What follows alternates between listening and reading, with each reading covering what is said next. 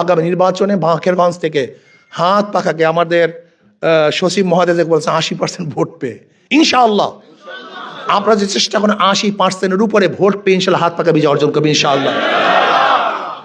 একটু চেষ্টা লাগবে, সাধনা। ও জাহিদু ফিল্লাহি হাক্কা জিহাদি। আমার কোনো ফায়দা নেই, বিশ্বাস করবেন কিনা। এই যে ট্যাক্স মুক্ত গাড়ি, আচ্ছা আমি ট্যাক্স মুক্ত গাড়ি দিয়ে কি করবো? আমি তো চিন্তা করছি ট্যাক্স মুক্ত গাড়ি, যে ট্যাক্সের পয়সা আমার কাছে আসবে সব গরিবের প্রতি বিলাই দেব। আমি কেন এটা ব্যবহার করতে যাব? বিশ্বাস আমি এমপি হলে সরকারি কোনো তৈল অমুক তমুক হাবি জাবি সুযোগ সুবিধা আমি নিতে যাবো কেন? এটা তো আমার কারণ হয় নাই, করছেন আপনারা। যদি সুযোগ সুবিধা গ্রহণ করতে হয় আপনারা গ্রহণ করবেন, আমি কেন গ্রহণ করতে যাব? এই যে নমিনেশন পেপার নিয়ে দেখেন, এক নমিনেশন পেপারে একজনের ভুল হয়েছে, তার নমিনেশন পেপার কারেক্ট, ওই একই কারণে আর একজনকে বাতিল। এটা কেমন হলো? আর নির্বাচনের ব্যবস্থাটা মনে হয়ে গেছে টাকা দাও টাকা দাও টাকা দাও টাকা দাও টাকা দাও। নির্বাচন মানি মারামারি, নির্বাচন মানি কাটাকাটি। একজন ভদ্রমতি আমাদের সচিব মহোদয়, সে কি এখন মারামারি করতে যাবে? আমি পীর মানুষ, আমি কি মারামারি করতে যাব? এখন কি করতে হয়? আমি যখন প্রথম নির্বাচন করেছি, বিশ্বাস করবেন না, আমার মুখের মধ্যে ধোঁয়া ছেড়ে দিত বিড়ি। এটা করছে পাবলিক করছে, কিন্তু আমি পিছপা হইনি। কেন? এই সমাজকে পরিবর্তন করতে হবে, এই ঘুণে ধরা সমাজকে পরিবর্তন করতে হবে। যদি আমরা পিছনে সরি, যদি ঘর ছেড়ে দেয় মালিক, তখন ঘরের মধ্যে সাপ বিচ্ছু বাসা বাঁধে, কিন্তু যখন মালিক সেখানে যায় সেখানে বাসা বাঁধতে পারে না।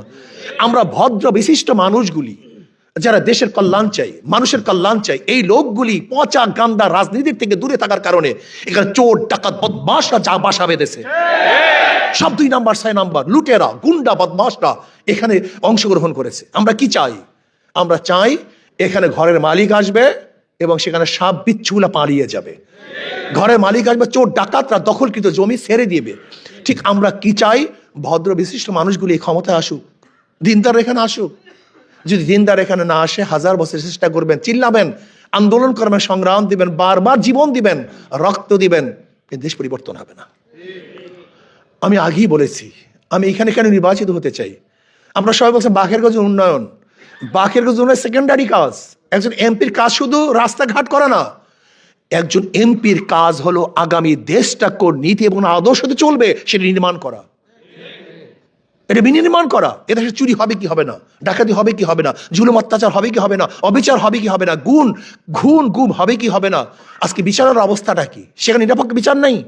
আজকে বর্তমান বিচারালয়ের মধ্যে নিরপেক্ষ বিচার নাই, অথচ একজন বিচারালয়ে থাকা উচিত। এখানে ভদ্র বিশিষ্ট লোক আছেন। একটা ভালো কান্ট্রির সবচেয়ে বড় নমুনাটা কি? রাস্তা ঘাট না, একটা ভালো কান্ট্রির সবচেয়ে বড় নমুনা হলো বিচার ব্যবস্থা। এটা সুবিচার হলো সবচেয়ে বড় নমুনা, অথচ আমাদের সুবিচার বলতে কিচ্ছু নেই। মেজর জলিলের একটা ঘটনা বলছি। মেজর জলিল সাহেব, আপনার ফেটাফোন নাই তো ভাই? মেজর জলিল সাহেব বলতেছেন একদিন একটা বক্তৃতায়, ভোট দিতে গেছে একজন মুরব্বী মানুষ।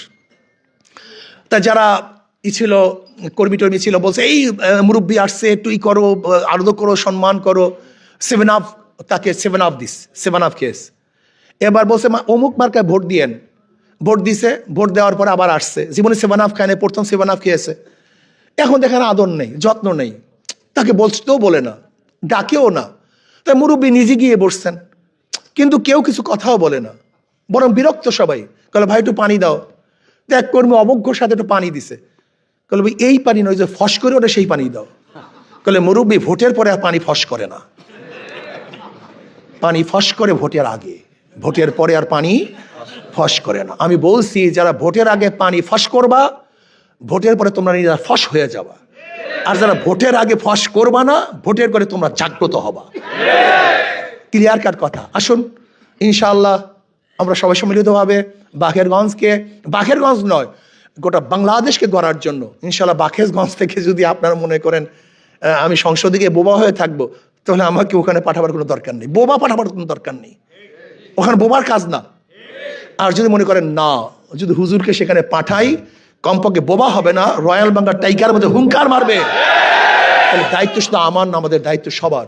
কাজে আল্লাহ আমাদের সবাইকে ভালো কাজের তাওয়ানুল বিররি ওয়াত তাকওয়া ওয়ালা তাওয়ানুল ইসমি ওয়াল উদওয়ান, ভালো কাজের সাহায্য সহযোগিতা করার তৌফিক দান করেন। আজকে সম্মেলনের সম্মানিত সভাপতি সকল স্তরের ভদ্র বিশিষ্ট ভাইয়েরা আমার, আলহামদুলিল্লাহ চমৎকার বক্তব্য দিয়েছেন। আমি খুব খুশি হয়েছি যে আমার চেয়ে অনেক বেশি ভালো বক্তব্য আপনারা দিতে পারেন। আসলে বাকেরগঞ্জ এবং বরিশাল, আমরা তো একসময় বাকেরগঞ্জেরই লোক ছিলাম, বরিশাল তো পরে, আগে বাকেরগঞ্জ। কাজে কেউ যদি বলেন হুজুরে তো বাকেরগঞ্জের লোক না, এটা ঠিক না। আর আপনারা ইতিমধ্যেই শুনেছেন আমার একমাত্র আমার মেয়ে, তাকে বিবাহ দিয়েছি আপনাদের বাকেরগঞ্জে। কাজে আমি তো বাকেরগঞ্জের পার্ট। আর সবচেয়ে মজার কথা হলো, বরিশাল যদি আমার ঢুকতে হয় টোল দিতে হয়, কিন্তু বাকেরগঞ্জ ঢুকতে আমার কোনো টোল দিতে হয় না। কি কথা ঠিক না? আর বাকেরগঞ্জ আর চরমনে একেবারে কাছাকাছি, মানে বরিশাল একেবারে কাছাকাছি। যাই হোক, আসলে একজন এমপির কাজটা কি, দায়িত্বটা কি? আল্লাহ পাক যথেষ্ট পরিমাণ সম্মান দিয়েছেন, ইজ্জত দিয়েছেন, খাওয়ার জন্য পড়ার জন্য যে অর্থ তাও দিয়েছেন। এরপরে আমি এমপি হওয়ার জন্য ওখানে কেন গেলাম, কেন দাঁড়িয়েছি? আসলে দেখেন, আমি এখানে যদি 1000 বছর বক্তৃতা করি সেটা আইন হবে না, কিন্তু সংসদে 5 মিনিট কথা বলে সেটা কিন্তু আইন হবে। আমি এখানে 1000 বছর বক্তৃতা করলে সন্ত্রাস মুক্ত দেশ ঘুরতে পারবো না, কিন্তু আমি সংসদে 5 মিনিট কথা বলে সন্ত্রাস মুক্ত দেশ ঘুরতে পারবো। আমি 1000 বছর এখানে বক্তৃতা করলে আমার দেশ থেকে 28 লক্ষ টাকা পাচার বন্ধ করতে পারবো না, কিন্তু ওখানে 5 মিনিট বক্তব্য দিলে পাচার মুক্ত একটা দেশ গড়ার জন্য চেষ্টা করতে পারবো। আমি এখানে 1000 বছর বক্তৃতা করলেও চাঁদা মুক্ত দেশ করতে পারবো না, জুলুম অত্যাচার অবিচার মুক্ত দেশ ঘুরতে পারবো না, কিন্তু ওখানে 5 মিনিট কথা বললে এটা করা সম্ভব হবে। এখানে আপনারা অনেকে আছেন, শশী মহোদয় আছেন। আসলে আন্নাসু আলা দীন মুলুকিহিম, আন্নাসু আলা দীনে মুলুকিহিম। প্রত্যেকটা মানুষ কিন্তু তার বাসার অনুসরণ করে, অনুকরণ করে। দেখবেন যে স্কুলের হেডমাস্টার ভালো, সেখানকার উস্তাদ এবং ছাত্ররাও ভালো। যে স্কুলের হেডমাস্টার খারাপ, দেখবেন ছাত্ররাও সেরকম, উস্তাদাও সেরকম। দেশের লিডার যেরকম, জনগণও সেরকম। এটাই বাস্তবতা। এই জন্য আমি যে আয়াত শরীফ তেলাওয়াত করছি, রাজনীতির সম্পৃক্ত নাই, কিন্তু নবী আলাইহিস সালাতু ওয়াস সালাম আল্লাহ পাক কেন প্রেরণ করেছেন, কিভাবে প্রেরণ করেছেন? উত্তম চরিত্র দিয়ে। আমাদের শায়খ মুর্শিদ নওয়ারাল্লাহু মারকাদাহু চমৎকার একটা কথা বলতেন, যেই কথারও সমস্ত কথার মূল 2 নম্বর জমিতে 1 নম্বর ফসল হয় না, 2 নম্বর গাছে 1 নম্বর ফল হয় না, 2 নম্বর উস্তাদের কাছে 1 নম্বর ছাত্র হয় না, 2 নম্বর নেতার কাছে দেশ কোনোদিন 1 নম্বর হতে পারে না। আমি অনেক সময় এটাকে সংক্ষিপ্ত উদাহরণ দিই। একজনের নাম এ, একজনের নাম বি, একজনের নাম সি। এ বি সি তিনজনই চোর। ক্ষমতায় আছে এ, সে কি করবে? আমরা আন্দোলন করলাম, সংগ্রাম করলাম, বিপ্লব করলাম, হটাও এ বসাও বি, সে কি করবে? আবার আন্দোলন সংগ্রাম, হরতাল অবরোধ, হটাও বি বসাও সি, সে কি করবে? কারণটা কি? এটা আমাদের মেজাজের মধ্যেই আসে না, এইটাই সমস্যা। আসলে নেতা এবং দলের পরিবর্তন হচ্ছে, নীতি ও আদর্শে পরিবর্তন হয়নি। ওসির পরে ওসি যায়, প্রশাসন ও প্রশাসন যায়, কিন্তু আমাদের অবস্থা কি হয়? একই অবস্থায় আছি। এর কারণটা কোথায়? 54 বছর পর্যন্ত আমরা কি দেখেছি? কারা ক্ষমতায় বসেছে? যদি আপনারা বিরক্ত না হন, আমি 2-1টা কথা বলবো। আপনাদের খারাপ লাগতে আছে না ভাই? না, অনেক সময় না ভাই, অনেক মানুষ হয়ে গেছে এখানে। সবাই ভদ্র বিশিষ্ট এবং নির্বাচিত লোকদেরকে দাওয়াত দেওয়া হয়েছে এখানে, সবাইকে গড়ে দাওয়াত দেওয়া হয়নি। এই দেশটা কেন স্বাধীন হয়েছিল? 70 নির্বাচন হয়েছিল। সেই 70 নির্বাচনে আওয়ামী লীগ সংখ্যাগরিষ্ঠ সিট পেয়েছিলেন, প্রায় 160টা সিট পেয়েছিলেন। তারা পশ্চিম পাকিস্তান, পূর্ব পাকিস্তানের শাসক হবেন। জিয়াউর রহমান শেখ সাহেব তিনি আলোচনা করতেছিলেন যে আমি উভয় দেশের প্রধান হব, কিন্তু ইয়াহিয়া খান সাহেব তার কথা রাখলেন না। না রাখার পরে যুদ্ধ চাপিয়ে দেওয়া হয়েছিল। আমরা কেন আন্দোলন করেছিলাম, সংগ্রাম কেন করেছিলাম? ভোটের মর্যাদা রক্ষা না করার কারণ, অন্য কোনো কারণ নাই। কিন্তু যদি তখন শেখ সাহেব প্রধানমন্ত্রী বা প্রেসিডেন্ট হতেন, তাহলে দেশ স্বাধীন হতো? কোনোদিন না। এখানে ভোটের মর্যাদা রক্ষা না করার কারণেই আমাদের যা যা কিছু ছিল তা নিয়ে ঝাঁপিয়ে পড়েছিলাম। 71 দেশ স্বাধীন করলাম, 72 সংবিধান রচিত হয়েছে, 73 আরেকটা নির্বাচন হয়েছিল আওয়ামী লীগের আমলে। আওয়ামী লীগের সরকারের অধীনে আরেকটা নির্বাচন হয়েছিল 73-এ। সেখানে আওয়ামী লীগ ভোট পেয়েছিল 293। 293 ভোট কিভাবে পেয়েছিল? এই মোস্তাক সাহেবের বাড়ি দাউদকান্দি। তিনি সেখানে নির্বাচিত হতে পারেন না, তার ভোটের বাক্স হেলিকপ্টারে দাউদকান্দির থেকে ঢাকা এনে ভোট পুড়িয়ে তারপর নির্বাচিত করেছিলেন। ওই 73 নির্বাচনে কেউ অংশগ্রহণ করতে পারে নাই, নমিনেশন পেপার সাবমিট করতে পারে নাই, ভোট কেন্দ্রে যেতে পারে নাই। দেখেন যে 70-এর নির্বাচন সঠিক মর্যাদা না দেওয়ার কারণে যে স্বাধীন হয়ে গেল মাত্র 2 বছরের মধ্যে, এর কারণটা কি? মাত্র 2 বছরের মধ্যে। আমি আপনাদেরকে বারবার একটা কথা বলতে চাই, এদেশের মানুষের কি আকল হবে না, বুদ্ধি হবে না? এ পরিবর্তনে বি, বি কে পরিবর্তন সি, সি কে পরিবর্তন করে ডি, কাজটা হবে কি? একই তো চরিত্রের মানুষ, একই তো আদর্শের মানুষ। আমি যেটা বলতে চাই না ছিল না তা না, আমরা ভালো মানুষকে নির্বাচন করতে পারি না। কেন পারি না? ভালো মানুষগুলির অবস্থাটা কি? সে তো ঘুষ খায় না, সুদ খায় না, সে তো বিশাল অঙ্কের টাকা ব্যাংকের থেকে মারিন করে। নির্বাচনের ব্যবস্থার মনে হয়ে গেছে টাকা দাও, টাকা দাও, টাকা দাও, টাকা দাও, টাকা দাও। নির্বাচন মানি মারামারি, নির্বাচন মানি কাটাকাটি। একজন ভদ্রমহিলা আমাদের সচিব মহোদয়, সে কি এখন মারামারি করতে যাবে? আমি পীর মানুষ, আমি কি মারামারি করতে যাব? এখন কি করতে হয়? আমি যখন প্রথম নির্বাচন করেছি, বিশ্বাস করবেন না, আমার মুখের মধ্যে ধোঁয়া ছেড়ে তো বিড়ি। এটা করছে, এ পাবলিক করছে, কিন্তু আমি পিছপা হইনি। কেন? এই সমাজকে পরিবর্তন করতে হবে, এই ঘুণে ধরা সমাজকে পরিবর্তন করতে হবে। যদি আমরা পিছনে সরি, যদি ঘর ছেড়ে দেয় মালিক, তখন ঘরের মধ্যে সাপ বিচ্ছু বাসা বাঁধে, কিন্তু যখন মালিক সেখানে যায়, সেখানে বাসা বাঁধতে পারে না। আমরা ভদ্র বিশিষ্ট মানুষগুলি যারা দেশের কল্যাণ চাই, মানুষের কল্যাণ চাই, এই লোকগুলি পচা গান্দা রাজনীতির থেকে দূরে থাকার কারণে এখানে চোর ডাকাত বদমাশরা যা বাসা বেঁধেছে, সব 2 নাম্বার 6 নাম্বার লুটেরা গুন্ডা বদমাশরা এখানে অংশগ্রহণ করেছে। আমরা কি চাই? আমরা চাই এখানে ঘরের মালিক আসবে এবং সেখানে সাপ বিচ্ছুগুলা পালিয়ে যাবে। ঘরের মালিক আসবে, চোর ডাকাতরা দখলকৃত জমি ছেড়ে দিবে। ঠিক আমরা কি চাই? ভদ্র বিশিষ্ট মানুষগুলি এই ক্ষমতায় আসুক, দিনদার এখানে আসুক। যদি দিনদার এখানে না আসে, 1000 বছর চেষ্টা করবেন, চিল্লাবেন, আন্দোলন করবেন, সংগ্রাম দিবেন, বারবার জীবন দিবেন, রক্ত দিবেন, দেশ পরিবর্তন হবে না। আমি আগেই বলেছি, আমি এখানে কেন নির্বাচিত হতে চাই। আমরা সবাই বলছেন বাকেরগঞ্জ উন্নয়ন, বাকেরগঞ্জ উন্নয়ন সেকেন্ডারি কাজ।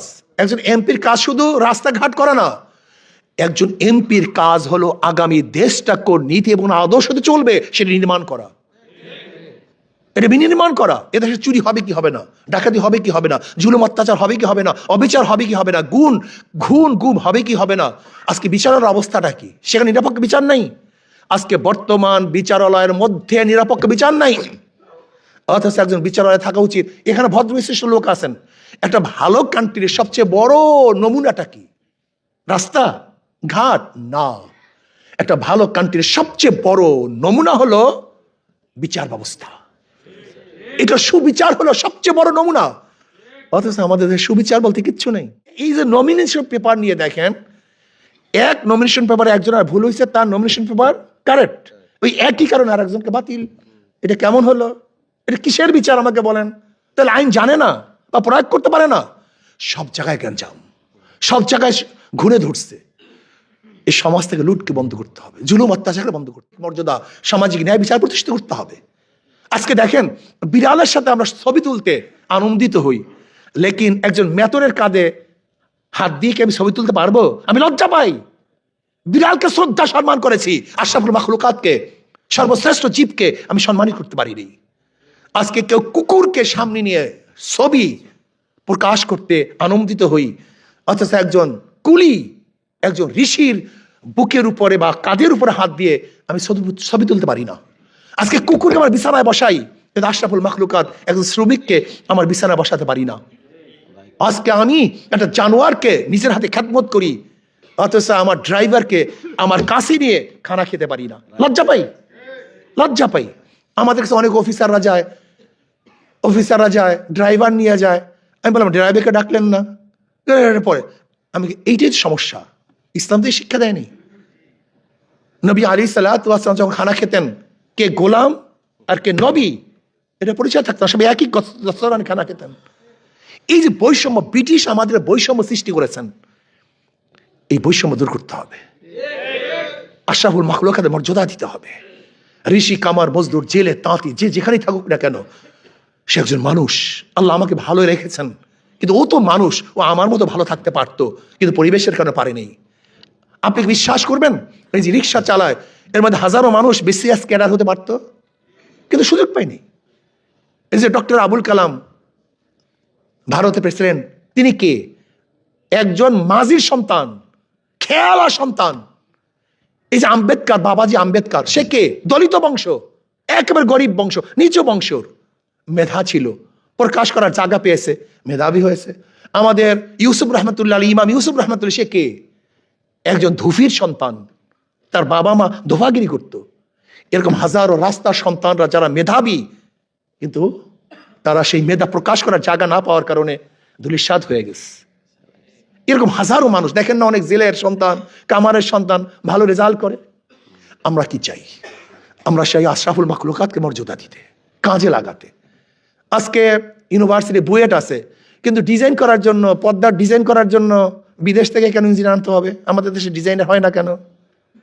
এত ডাক্তার কই, চিকিৎসার জন্য বিদেশে যেতে হবে কেন? একজন সেই মানে ডাক্তার হয় না কেন? একদিন চিন্তা করছেন? একটা ভালো বিল্ডিং ডিজাইনের জন্য আমাদের দেশে কেউ নেই, একটা কম্পিউটারের জন্য কেউ নেই। তার মানে মেধা প্রকাশ করার কোনো সুযোগ আমাদের দেশে নেই। শিক্ষা ব্যবস্থাকে ধ্বংস করে ফেলেছে। আজকে আমাকে এক সাংবাদিক প্রশ্ন, আপনি কি করবেন? আমি বলে এই আশরাফুল মাখলুকাতকে কাজে লাগার ব্যবস্থা করব।